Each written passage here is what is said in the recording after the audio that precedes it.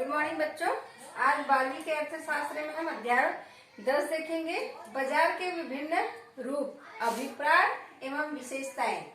तो बाजार के बारे में पढ़ेंगे। बाजार क्या होता है?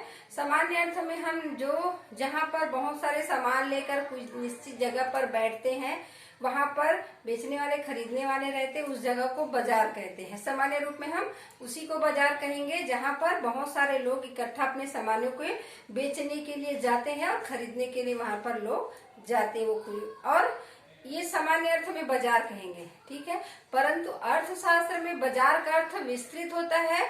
बाजार जहां तक मांग हो, पूर्ति हो, जहां जहां हम वस्तुओं को बेचते हैं, जितने विस्तृत क्षेत्र में और खरीदते हैं, चाहे जैसा भी हो, मांग पूर्ति जिस हिसाब से हो रहा है उसको हम बाजार कहें। ऑनलाइन कर रहे हैं, जैसे भी सिस्टम से कर रहे हैं, हम मोबाइल से कर रहे हैं, जो भी कर रहे हैं, पैसे से हम मंगा रहे हैं, सामान हमारे घर तक आ रही है, सब बाजार कहलाएगा। जितने भी मांग पूर्ति के हिसाब से जितने एरिया में फैला रहता है उसको हम बाजार कहेंगे। अर्थशास्त्र के हिसाब से बाजार का यही विस्तृत अर्थ होता है।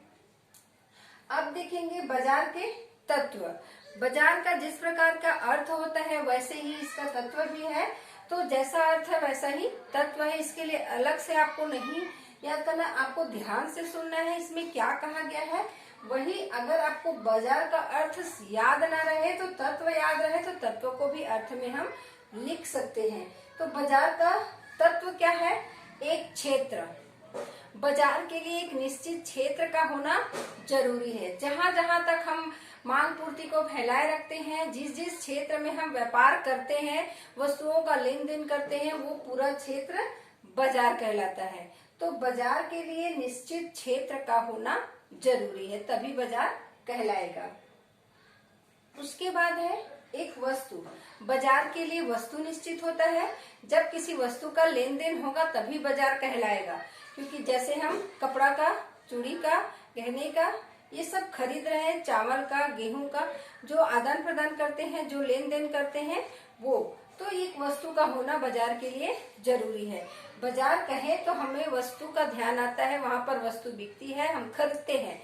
तो बाजार के लिए एक निश्चित क्षेत्र का होना जरूरी है। दूसरा है वस्तु का होना जरूरी है, तभी बाजार कहलाएगा। उसके बाद है क्रेता और विक्रेता। तो बाजार वस्तु हो गया, जगह हो गया, उसके बाद वहां पर बेचने वाले, खरीदने वाले का भी होना जरूरी है। जब कोई वस्तु को लेकर वहां बेचने को तैयार हो और हम खरीदने को तैयार हो तभी बाजार कहलाएगा। क्योंकि जब हम सामान को बेचेंगे तो खरीदेंगे, तभी आदान प्रदान होगा, तो बाजार कहलाएगा। हम जब तक वहां पर क्रेता विक्रेता ना हो, बाजार का कोई अस्तित्व नहीं होता। तो बाजार के लिए क्रेता विक्रेता, बेचने वाले खरीदने वाले की आवश्यकता होती है। स्वतंत्र प्रतियोगिता। उसके बाद प्रतियोगिता स्वतंत्र होनी चाहिए। हम अपनी वस्तु को अधिक से अधिक मात्रा में बेचने के लिए प्रचार करते हैं और अच्छी क्वालिटी का बनाते हैं, आकर्षक बनाते हैं, लोग अच्छे से उसको खरीदे, जाने, समझे। इसके लिए हम उसका बढ़ चढ़कर और अच्छे से बनाने का प्रयत्न करते हैं, उसकी क्वालिटी को सुधारने का प्रयत्न करते हैं, उसको बेचने के लिए नए नए तरकीब निकालते हैं, विज्ञापन करते हैं।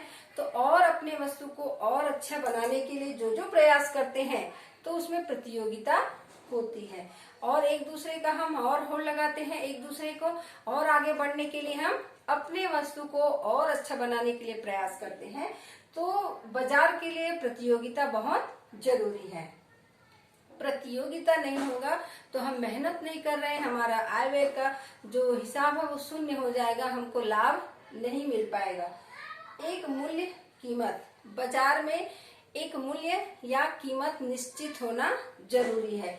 जब तक प्रतियोगिता होती है, प्रतियोगिता होने के बाद जैसे बाजार में जब किसी वस्तु का प्रत्येक जगह कीमत निश्चित होना चाहिए। हम खरीद रहे हैं, हमको पता होना चाहिए कि अगर हम पंखा खरीदने जा रहे हैं, ओरियन का अगर हम पंखा खरीदेंगे, तो जितने भी दुकान में आप ओरियन का पंखा खरीदने जाओगे तो उसका कीमत जो है निश्चित रहता है, तय रहता है, उतने में ही वो आएगा। एक कंपनी का निश्चित कीमत तय रहता है, आप उसको कहीं पर भी खरीद लो उतने ही कीमत में आएगा। तो ये कीमत भी निश्चित होना चाहिए। तो ये हो गया बाजार का तत्व। बाजार के तत्वों में एक निश्चित क्षेत्र का होना, एक वस्तु का होना, क्रेता विक्रेता का होना, प्रतियोगिता होना और एक निश्चित मूल्य का होना जरूरी है, तभी हम बाजार कह सकते हैं। उसके बाद बाजार का वर्गीकरण किया गया है। वर्गीकरण में आपको बाजार के क्षेत्र अलग अलग क्षेत्रों में बांटा गया है। तो अभी पढ़ेंगे हम बाजार के क्षेत्र के आधार पर बाजार। क्षेत्र के आधार पर बाजार में पहला है स्थानीय बाजार। स्थानीय बाजार अपने एरिया में जो बाजार लगता है स्थान के हिसाब से, पास जहाँ पर जैसे जो जल्दी नष्ट होने वाली वस्तु होती है उनका बाजार लगता है।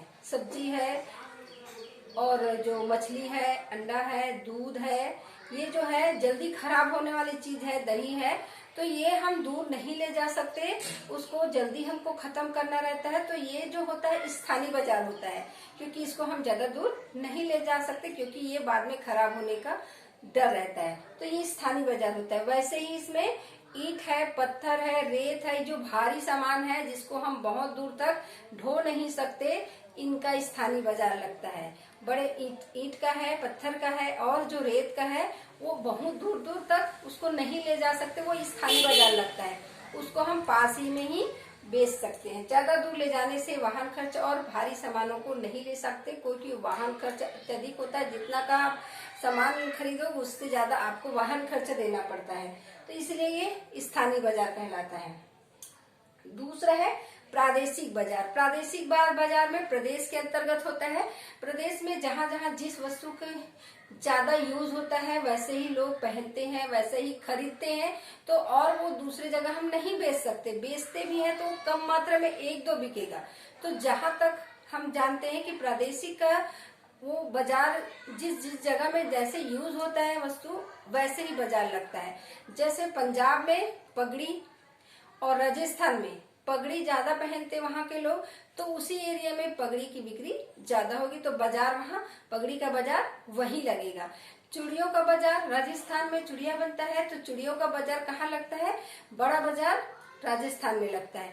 तो ये क्या हो जाता है? प्रादेशिक बाजार होगा। उसके बाद है राष्ट्रीय बाजार। राष्ट्रीय बाजार में पूरे देश के अंतर्गत होता है। पूरे देश में बाजार फैला रहता है। तो पूरे देश में हम देखेंगे तो फर्नीचर का बाजार लगेगा, गेहूं, चावल, कपड़ा, साड़ी का है, ये सब पूरे देश में फैला रहता है। कहीं भी जाओगे साड़ी पूरे प्रदेश में सब लोग पहनते हैं और गेहूं, चावल, तेल ये सब यूज करते हैं। तो ये क्या है? पूरे देश में इसका बाजार फैला रहता है। तो ये क्या है? राष्ट्रीय बाजार के अंतर्गत आता है, क्योंकि इसको पूरे देश के लोग यूज करते हैं। अब आ गया अंतर्राष्ट्रीय बाजार। अंतर्राष्ट्रीय बाजार में हम विदेशों के साथ जो व्यापार करते हैं, लेन देन करते हैं, वो आता है। हमारा जो व्यापार है, हमारा जो लेन देन है, आयात निर्यात है, बहुत सारे देशों के साथ होता है। तो जिन जिन देशों के साथ होता है वो अंतर्राष्ट्रीय बाजार कहलाएगा। इसमें रहता है हीरा है, सोना है, इन बारीक चीजों का व्यापार होता है। तो ये हो गया बाजार क्षेत्र के आधार पर। क्षेत्र के आधार पर ये बाजार है स्थानीय बाजार, प्रादेशिक बाजार, राष्ट्रीय बाजार और अंतर्राष्ट्रीय। स्थानीय बाजार में जो जल्दी खराब होने वाली वस्तु या भारी वस्तु है उनका बाजार लगता है। प्रादेशिक बाजार में जहाँ पर जो चीज ज्यादा पहनी जाती है, ज्यादा यूज किया जाता है, वैसे बाजारों को लगाया जाता है प्रदेश के अंतर्गत। राष्ट्र के अंतर्गत पूरे देश में जो जो चीज यूज होता है उनका बाजार लगता है। जैसे हम यहाँ पर साड़ी पूरा देश में पहनते हैं, कपड़ा है अनेक प्रकार के, जींस पैंट जो भी पहनते हैं, और गेहूं, चावल, तेल ये सब यूज होता है, तो ये राष्ट्रीय बाजार के अंतर्गत आता है। और हीरा, सोना जो है अंतर्राष्ट्रीय बाजार के अंतर्गत आता है। आगे हम बाजार के वर्गीकरण में और देखेंगे।